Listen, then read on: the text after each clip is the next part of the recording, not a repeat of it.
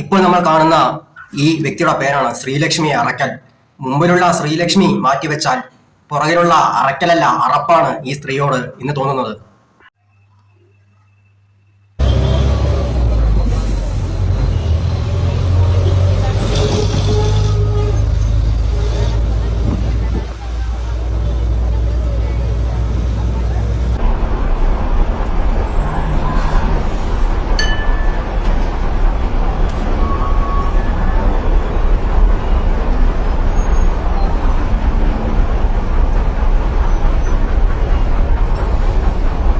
ഇന്നലെ സ്വന്തം റീച്ചിന് വേണ്ടി ഒരുത്തിനെ പരലോകത്തേക്ക് അയച്ചപ്പോൾ ആ ഒരു മരണത്തിൽ സന്തോഷിക്കുന്ന നീ ഒരു സ്ത്രീയാണോ?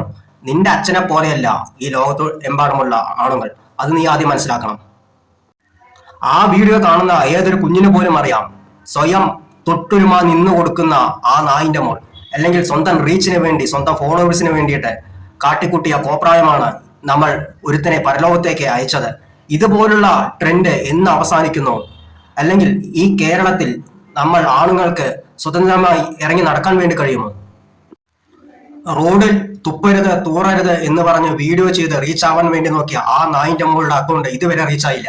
ആ ഒരു വീഡിയോക്കകത്ത് വന്ന ഈ ഒരു കമന്റ് നിങ്ങൾ ശ്രദ്ധിച്ചാൽ കാണാം. അതായത് ഏതെങ്കിലും ആണുങ്ങളുടെ മെക്കെട്ട് കയറി കഴിഞ്ഞാൽ നമ്മൾക്ക് റീച്ച് ആവാം, അല്ലെങ്കിൽ നമ്മുടെ അക്കൗണ്ട് ഫോളോവേഴ്സ് കൂടുമെന്ന്. ഈ ഒരു പ്രവണത ഈ ഒരു നായിന്റെ മോൾ കാട്ടിയത് കാരണം കൊണ്ടാണ് ഇന്ന് നമ്മൾക്കൊരു ജീവൻ നഷ്ടമായത്.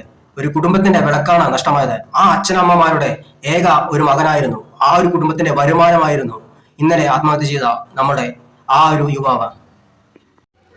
സത്യം പറഞ്ഞ റോഡിലല്ല, ആ ഒരു നായിന്റെ മോളുടെ മുഖത്താണ് തുപ്പേണ്ടതും തൂറേണ്ടതും. ഇനി ഇതുപോലുള്ള റീൽസുകൾക്കെതിരെ നല്ലതുപോലെ പ്രതികരിക്കണം. അല്ലെങ്കിൽ ഇതുപോലെ തൊട്ടുരുമാൻ വേണ്ടി നിന്നു കൊടുത്തിട്ട്, സ്വന്തം സുഖത്തിന് വേണ്ടി മാത്രം നിന്നു കൊടുത്തിട്ട് അത് വിറ്റ് റീച്ചാക്കുന്ന ഇതുപോലുള്ള നായിന്റെ മക്കളെ തല്ലിക്കൊല്ലണം. ഏതെങ്കിലും സെക്സ് റാക്കറ്റുകൾക്കെതിരെയോ അവരെ വശീകരിച്ച് കൊണ്ടുപോകുന്ന ആണുങ്ങൾക്കെതിരെയോ ഈ നായിന്റെ മോളുടെ ശബ്ദം പോകില്ല. കാരണം ആ വശീകരിച്ച് കൊണ്ടുപോകുന്ന ആണുങ്ങൾ ഇവരുടെ അച്ഛനും ഇവരുടെ ആങ്ങളെയും ഇവരുടെ ഭർത്താവുമായിരിക്കും. അതുകൊണ്ടാണ് ഇവരുടെ ശബ്ദം അവിടെയൊന്നും ഇതുവരെ പൊങ്ങാത്തത്. അല്ലെങ്കിൽ ഇവരുടെ വായിൽ വല്ലതും ആ സമയത്ത് ഇട്ടുവെച്ചായിരുന്നു.